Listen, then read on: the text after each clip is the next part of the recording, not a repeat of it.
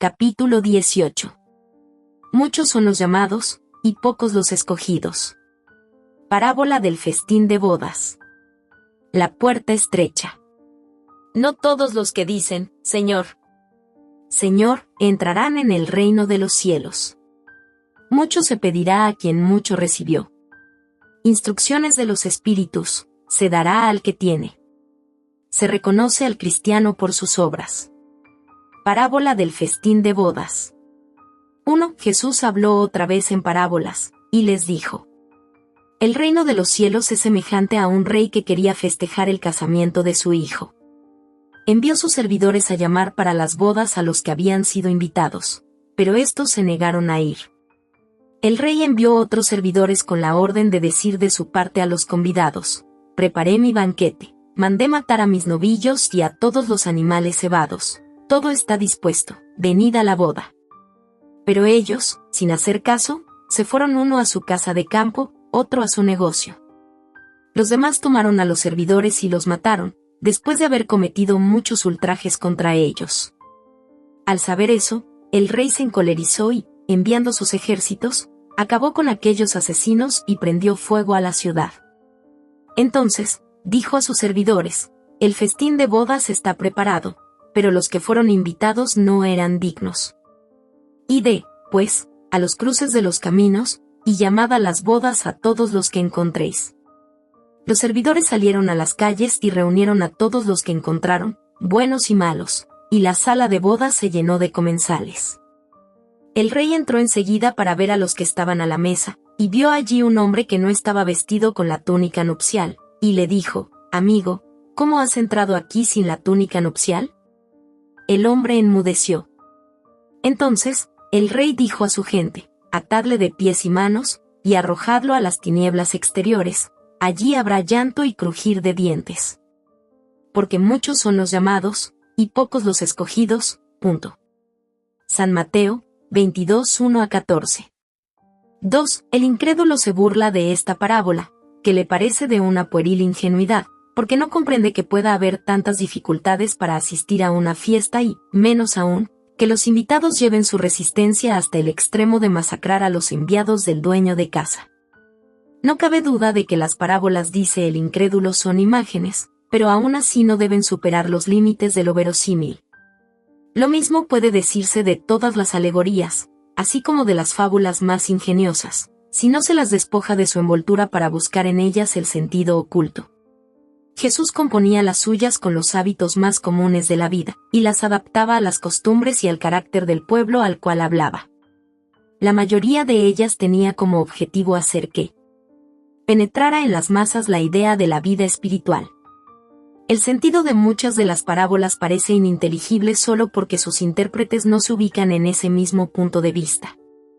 En esta parábola, Jesús compara el reino de los cielos, donde todo es alegría y felicidad, con un festín de bodas.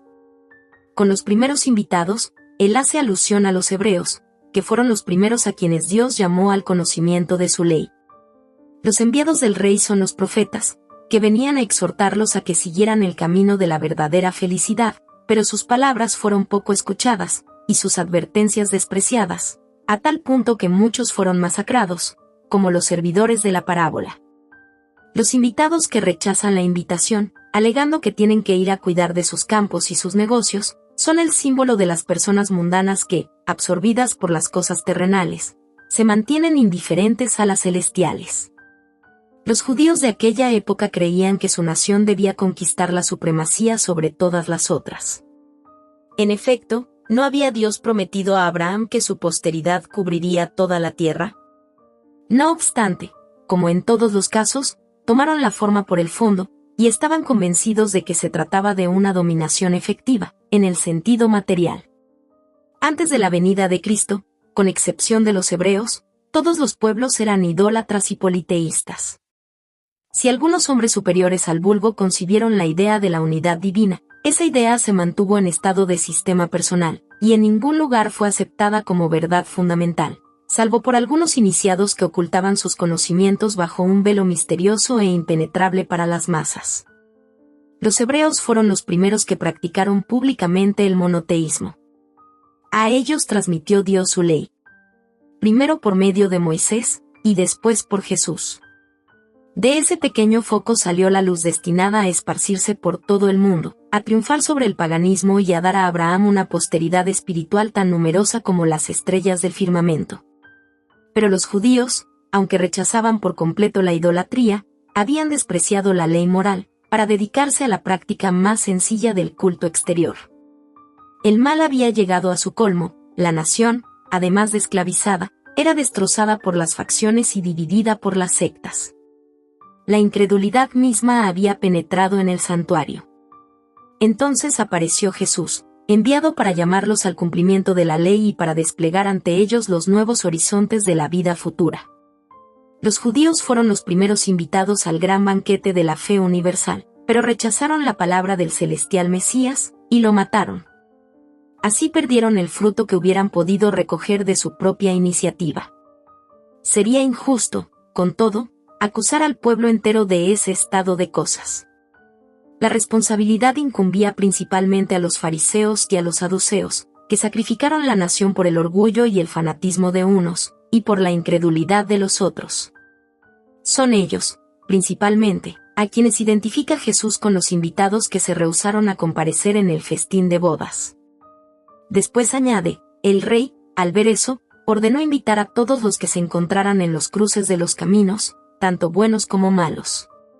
Pretendía decir con eso que la palabra iba a ser predicada a todos los otros pueblos, paganos e idólatras, y que si la aceptaban, serían admitidos en el festín para que ocuparan el lugar de los que habían sido invitados en primer término.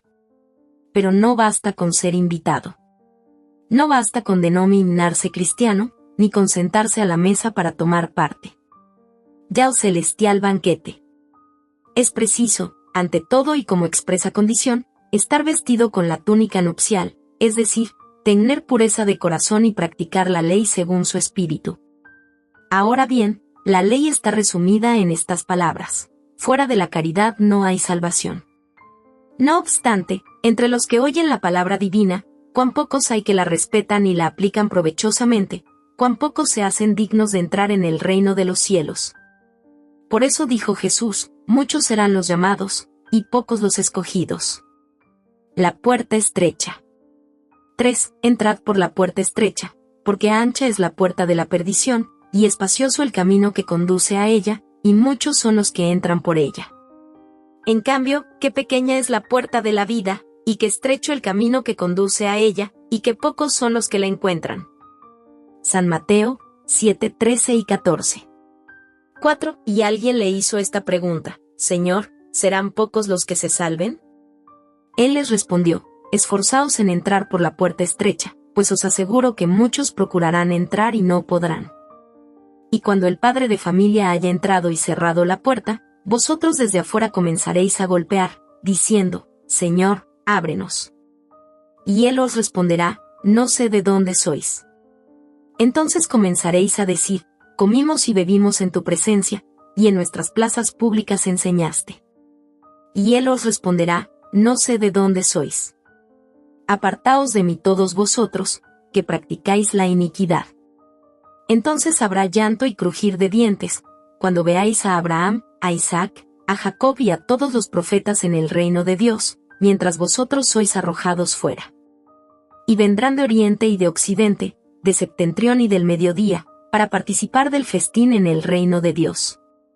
Entonces, los que fueron los últimos serán los primeros, y los que fueron primeros serán los últimos. San Lucas, 13:23-30. 5. La puerta de la perdición es ancha porque las malas pasiones son numerosas, y la mayoría de los hombres frecuenta el camino del mal. La puerta de la salvación es estrecha porque el hombre que quiere penetrar por ella debe hacer grandes esfuerzos sobre sí mismo para vencer sus malas tendencias, y pocos se resignan a ello. Esta enseñanza es el complemento de la máxima: muchos son los llamados, y pocos los escogidos. Tal es el estado actual de la humanidad terrena, pues dado que la tierra es un mundo de expiación, en ella predomina el mal. Cuando se haya transformado, el camino del bien será el más frecuentado. Aquellas palabras deben, pues, entenderse en un sentido relativo y no absoluto. Si ese debiera ser el estado normal de la humanidad, Dios habría condenado voluntariamente a la perdición a la inmensa mayoría de sus criaturas. Suposición inadmisible desde el momento en que se reconoce que Dios es la justicia y la bondad por excelencia. No obstante, ¿de qué delito se habría hecho culpable esta humanidad para merecer una suerte tan penosa, en su presente y también en su porvenir, si ella estuviese en su totalidad relegada a la tierra y si el alma no hubiera tenido otras existencias? ¿Por qué tantos inconvenientes sembrados en su camino? ¿Por qué esa puerta tan estrecha que solo a unos pocos es dado trasponer, si la suerte del alma está fijada definitivamente después de la muerte? Así, con la unidad de la existencia, el hombre está siempre en contradicción consigo mismo y con la justicia de Dios. En cambio, con la anterioridad del alma y la pluralidad de los mundos, el horizonte se ensancha, se hace la luz sobre los puntos más oscuros de la fe, el presente y el porvenir se eslabonan con el pasado, y solo entonces se llega a comprender toda la profundidad, toda la verdad y toda la sabiduría de las máximas de Cristo. No todos los que dicen, Señor, Señor, entrarán en el reino de los cielos. 6. No todos los que me dicen, Señor, Señor, entrarán en el reino de los cielos, sino solo entrará el que hace la voluntad de mi Padre, que está en los cielos. Muchos me dirán ese día, Señor, Señor, no profetizamos en tu nombre, no expulsamos al demonio en tu nombre, y en tu nombre no hicimos muchos milagros. Yo entonces les declararé, apartaos de mí, vosotros que obráis la iniquidad. San Mateo 7:21-23. 7. Así pues, todo el que oiga estas palabras mías y las ponga en práctica, será comparado a un hombre prudente que edificó su casa sobre la roca. Cayó la lluvia, los ríos desbordaron, soplaron los vientos sobre la casa, pero ella no se derrumbó, porque estaba edificada sobre la roca. Mas todo el que oiga estas mis palabras y no las ponga en práctica, será como el hombre insensato que construyó su casa en la arena. Cayó la lluvia, los ríos desbordaron, soplaron los vientos sobre la casa, y ella se derrumbó, y fue grande su ruina. San Mateo 7:24-27, San Lucas 6:46-49. 8. El que viole uno de estos mandamientos menores, y enseña a los hombres a violarlos, será considerado como el último en el reino de los cielos. En cambio, el que los cumpla y los enseñe será grande en el reino de los cielos. San Mateo 5:19. 9. Todos los que reconocen la misión de Jesús dicen, Señor, Señor. ¿Pero de qué sirve que lo llamen Maestro o Señor si no siguen sus preceptos? ¿Son acaso cristianos los que lo honran mediante actos exteriores de devoción? Al mismo tiempo, se consagran por completo al orgullo, al egoísmo, a la ambición y a todas sus pasiones. ¿Son acaso discípulos del Señor los que pasan los días orando y, sin embargo, no son mejores, ni más caritativos, ni más indulgentes para con sus semejantes? No, porque al igual que los fariseos, tienen la plegaria en los labios pero no en el corazón. Con la apariencia pueden imponerse a los hombres, pero no a Dios. En vano le dirán a Jesús, Señor, nosotros hemos profetizado, es decir, enseñado en tu nombre, hemos expulsado en tu nombre los demonios, hemos comido y bebido contigo. Él les responderá, no sé quiénes sois. Apartaos de mí, vosotros que cometéis iniquidades, vosotros que desmentís con vuestros actos lo que decís con los labios, que calumniáis a vuestro prójimo, que despojáis a las viudas y cometéis adulterio. Apartaos de mí, vosotros cuyos corazones destilan el odio y la hiel, vosotros que derramáis la sangre de vuestros hermanos en mi nombre, que hacéis correr las lágrimas en vez de enjugarlas. Para vosotros habrá llanto y crujir de dientes, porque el reino de Dios es para los que son mansos, humildes y caritativos. No esperéis torcer la justicia del Señor con la multiplicidad de vuestras palabras y de vuestras genuflexiones. El único camino que está abierto a vosotros para encontrar gracia ante Él, es el de la práctica sincera de la ley de amor y caridad. Las palabras de Jesús son eternas, porque representan la verdad. No solo constituyen el salvoconducto de la vida celestial, sino también la garantía de la paz, de la tranquilidad y de la estabilidad en las cosas inherentes a la vida terrenal. Por esa razón, todas las instituciones humanas, ya sean políticas, sociales o religiosas, que se apoyen en esas palabras, serán estables como la casa construida sobre la piedra. Los hombres habrán de conservarlas porque en ellas encontrarán su felicidad. Sin embargo, las instituciones que constituyan una violación de esas palabras serán como la casa edificada en la arena. El viento de las revoluciones y el río del progreso las arrastrarán. Mucho se pedirá a quien mucho recibió. 10. Aquel servidor que supo de la voluntad de su señor y que, sin embargo, no estuvo listo y no hizo lo que quería su señor, será rudamente castigado. Pero el que no supo de su voluntad e hizo cosas dignas de castigo, recibirá una pena menor. Mucho se pedirá a aquel a quien mucho se haya dado, y mayores cuentas se pedirán a aquel a quien se hayan confiado más cosas. San Lucas 12:47 y 48. 11. Vine a este mundo para cumplir con un juicio, a fin de que los que no ven, vean, y los que ven, se vuelvan ciegos. Algunos fariseos que estaban con él, al oír esas palabras le dijeron, ¿acaso también nosotros somos ciegos? Jesús les respondió, si fuerais ciegos, no tendríais pecados, pero ahora, como decís que veis, vuestro pecado permanece en vosotros. San Juan 9:39 a 41. 12. Estas máximas encuentran su aplicación, de modo especial, en la enseñanza de los espíritus. Quien conoce los preceptos de Cristo y no los practica, por cierto es culpable.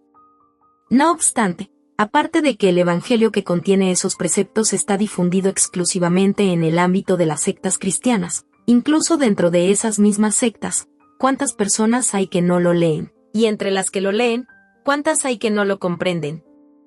De ahí resulta que las palabras de Jesús son desaprovechadas por la mayoría de los hombres. La enseñanza de los espíritus, que reproduce esas máximas bajo diferentes aspectos, que las desarrolla y las comenta con el fin de ponerlas al alcance de todos, tiene la particularidad de que no está circunscripta. Todos, sean letrados o iletrados, creyentes o incrédulos, cristianos o no, pueden recibirla, puesto que los espíritus se comunican en todas partes. Ninguno de los que reciben esa enseñanza, directamente o por intermedio de otros, puede alegar desconocimiento, como tampoco puede excusarse con su falta de instrucción, ni con la oscuridad del sentido alegórico de esas máximas. Aquel, pues, que no saca provecho de ellas para mejorar, que las admira como a cosas interesantes y curiosas, sin que penetren en su corazón, que no se vuelve menos vano, ni menos orgulloso, ni menos egoísta, ni menos apegado a los bienes materiales, ni mejor para con su prójimo, es mucho más culpable, porque cuenta con más elementos para conocer la verdad. Los médiums que obtienen buenas comunicaciones son aún más reprensibles y persisten en el mal, porque muchas veces redactan su propia condena y porque, si no los cegara el orgullo, reconocerían que los espíritus se dirigen a ellos mismos. No obstante, en vez de tomar para sí las lecciones que escriben, o que otros escriben, su única preocupación es aplicarlas a las demás personas, con lo que confirman estas palabras de Jesús. Veis una paja en el ojo de vuestro hermano, y no veis la viga que está en el vuestro. Véase el capítulo 10, párrafo 9. Mediante este otro precepto, si fueseis ciegos no tendríais pecados, Jesús da a entender que la culpabilidad es proporcional a las luces que la persona posee. Ahora bien, los fariseos, que tenían la pretensión de ser, como en efecto lo eran, el sector más ilustrado de la nación, eran más reprensibles a los ojos de Dios que el pueblo ignorante. Lo mismo sucede en la actualidad. A los espíritas, pues, se les pedirá mucho, porque han recibido mucho, como también se dará mucho a los que hayan asimilado las enseñanzas. El primer pensamiento del espírita sincero debe ser el de intentar saber si, en los consejos que dan los espíritus, hay algo que le concierne. El espiritismo viene a multiplicar el número de los llamados. A través de la fe que infunde, también multiplicará el número de los escogidos. Instrucciones de los espíritus se dará al que tiene. 13. Acercándose, los discípulos le dijeron, ¿por qué les hablas en parábolas? Él respondió, y les dijo, porque a vosotros os ha sido dado conocer los misterios del reino de los cielos, pero a ellos no. Porque al que ya tiene, más se le dará y tendrá en abundancia, pero al que no tiene, aún lo que tiene se le quitará. Por eso les hablo en parábolas, porque viendo no ven, y oyendo no entienden ni comprenden. En ello se cumple la profecía de Isaías, cuando dice, oiréis con vuestros oídos y nada entenderéis, miraréis con vuestros ojos y nada veréis, San Mateo 13:10-14. 14. Estad atentos a lo que oís, porque emplearán con vosotros la misma medida con que hayáis medido a los otros, y además se os añadirá, pues se dará al que ya tiene y, al que no tiene, aún lo que tiene se le quitará. San Marcos 4:24 y 25. 15. Se da al que ya tiene y se quita al que no tiene. Meditad acerca de estas grandes enseñanzas, que muchas veces os han resultado paradójicas. Aquel que recibió es el que posee el sentido de la palabra divina. Ha recibido simplemente porque procuró hacerse digno, y porque el Señor, en su amor misericordioso, estimula los esfuerzos que tienden al bien. Sostenidos, perseverantes, esos esfuerzos invocan la gracia del Señor, son como un imán que atrae hacia lo más avanzado, la gracia abundante que os hace fuertes para escalar el Monte Santo, en cuya cúspide se encuentra el descanso después del trabajo. Se quita al que no tiene o tiene poco. Tomad eso como una antítesis figurada. Dios no quita a sus criaturas el bien que se ha dignado hacerles, hombres ciegos y sordos, abrid vuestras inteligencias y vuestros corazones, mirad con el espíritu, escuchad con el alma, y no interpretéis de una manera tan groseramente injusta las palabras de aquel que ha hecho resplandecer ante vosotros la justicia del Señor. No es Dios el que quita al que ha recibido poco, es el Espíritu mismo el que, pródigo e indolente, no sabe conservar lo que tiene, ni acrecentar, haciéndolo fecundo, el óvulo que ha caído en su corazón. El hijo que no cultiva el campo que su padre ha ganado con el trabajo, y que le ha dejado como herencia, ve cómo ese campo se cubre de malezas. ¿Acaso es su padre el que le quita las cosechas que él no ha querido preparar? Si por falta de cuidados ha dejado perder las semillas destinadas a producir en ese campo, ¿se debe acusar a su padre porque no han producido nada? No. En vez de acusar al que había preparado todo para beneficiarlo, en vez de criticar lo que le dio, que se queje de sí mismo, pues es el verdadero autor de sus miserias. Entonces, arrepentido y diligente, que se ponga a la obra con valor, que cultive el suelo ingrato con el esfuerzo de su voluntad, que lo labre a fondo con la ayuda del arrepentimiento y de la esperanza, que arroje en él con confianza la semilla que por su calidad ha escogido entre las demás, que la riegue con su amor y su caridad, y Dios, el Dios de amor y caridad, dará al que ya ha recibido. Entonces verá sus esfuerzos coronados por el éxito, y un grano producirá 100 y otro 1000, valor, obreros.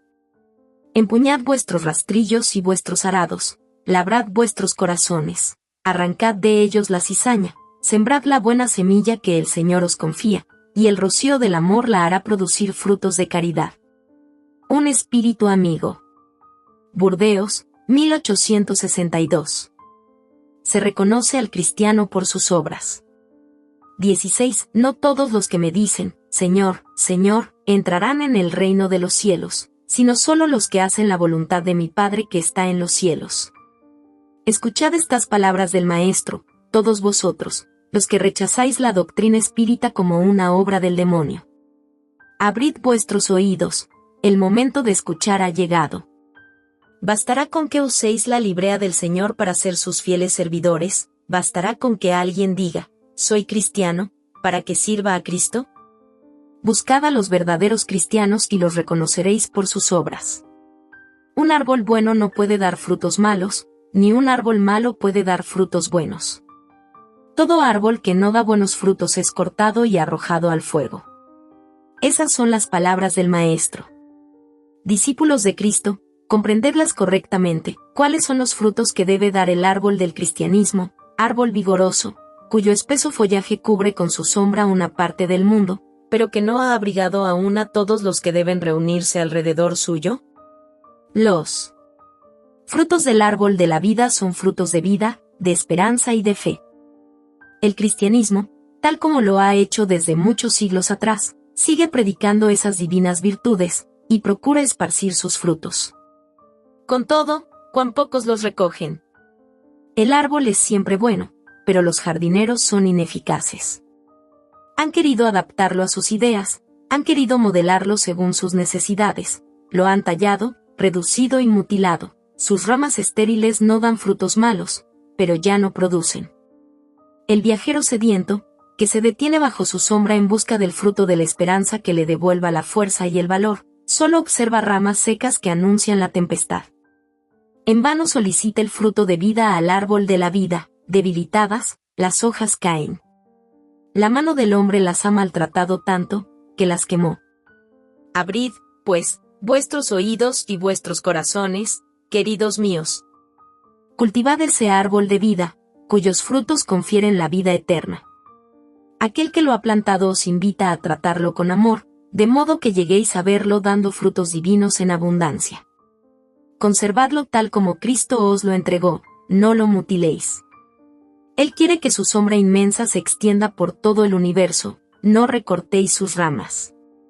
Sus frutos bienhechores caen abundantes para alimentar al viajero sediento que intenta llegar a destino. No recojáis esos frutos para almacenarlos y dejar que se pudran, para que no les sirvan a nadie.